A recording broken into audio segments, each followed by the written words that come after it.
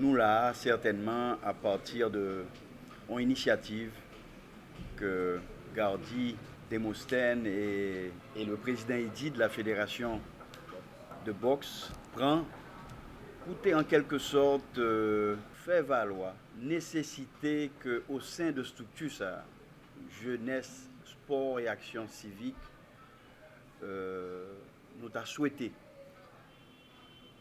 que nous tenu compte de lui. Son secteur d'autant plus important que il a tout le temps répété que 25% à 30% de la population haïtienne, c'est des jeunes. Donc, nous pensons que son secteur, certes, qui d'une importance capitale, parce qu'il faut compter avec les jeunes, il faut qu'ils soient en santé, il faut qu'ils constituent en quelque sorte une force productive.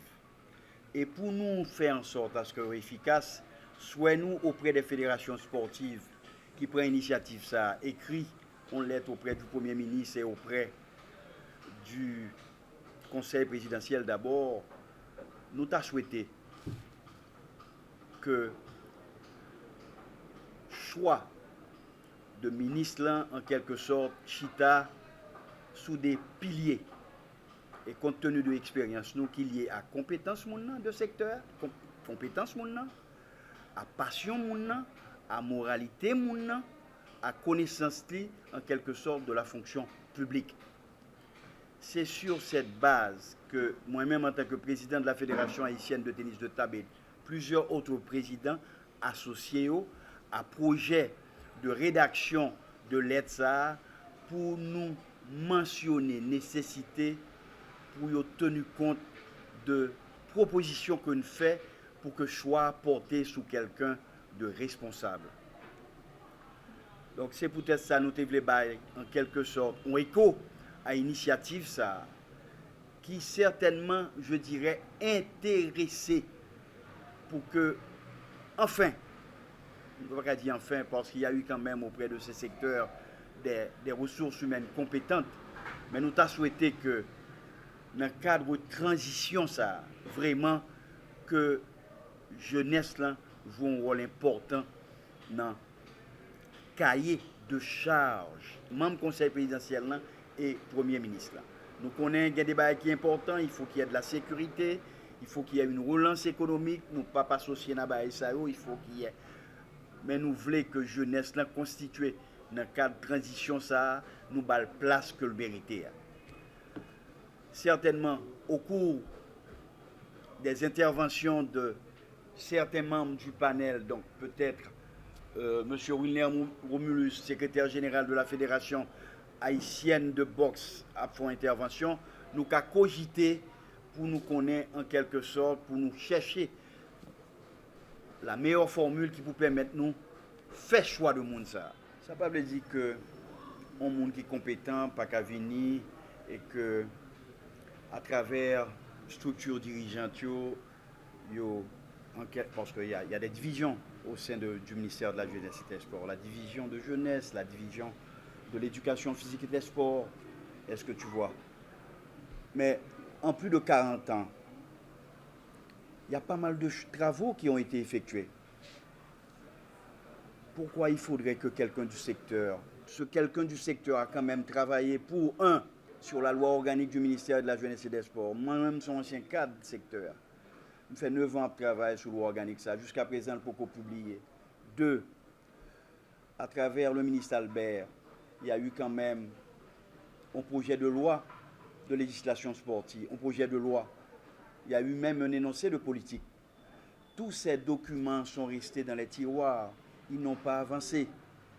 Donc quelqu'un du secteur, connaissant déjà la problématique du secteur, pourrait en quelque sorte appuyer tout ce qui a été déjà fait dans le cadre de ce secteur.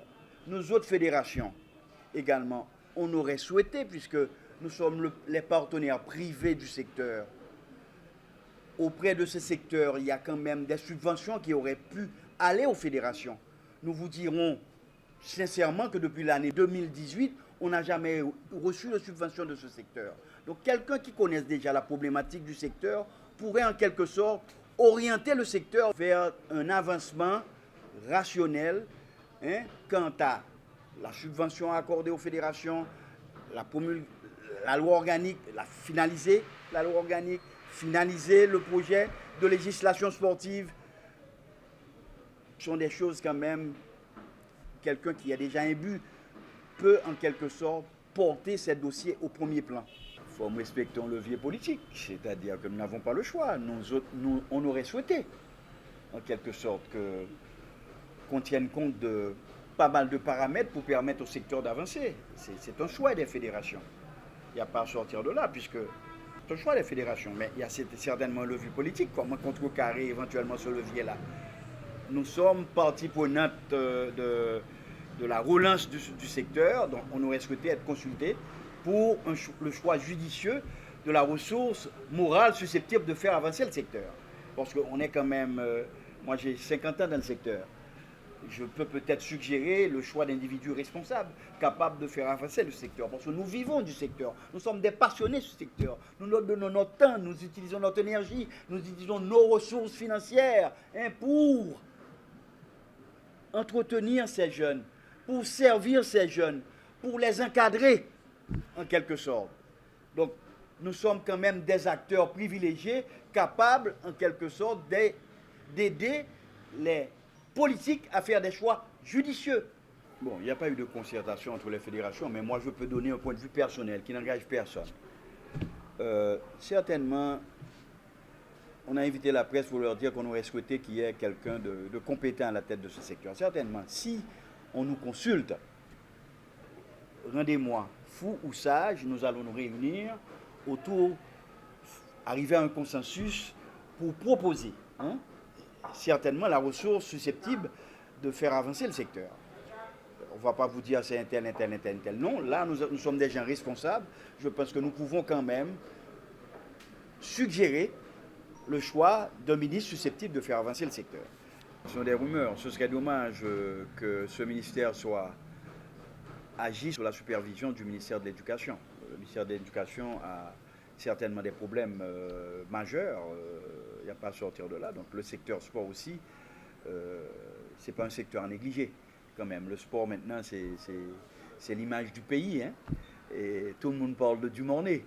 Donc le sport, et puis certainement le secteur de l'éducation est important dans la mesure que quand on parle de sport, il y a l'activité physique. Quand on parle de sport, là, il y a l'éducation physique. Quand on parle de sport également. Donc moi, à ma connaissance, on n'a pas de plan B. On reste persuadé que notre démarche est une démarche qui se veut positive, honnête et qui, j'ai bien dit dès le départ, qui ne soit pas une démarche intéressée. Il y a également des sportifs, il y a également auprès du ministère des cadres importants et on aurait souhaité quand même leur demander s'ils ont quand même des recommandations ou encore des interventions en relation avec l'initiative que Fédération en quelque sorte prend pour proposer une compétence à la tête de ce ministère.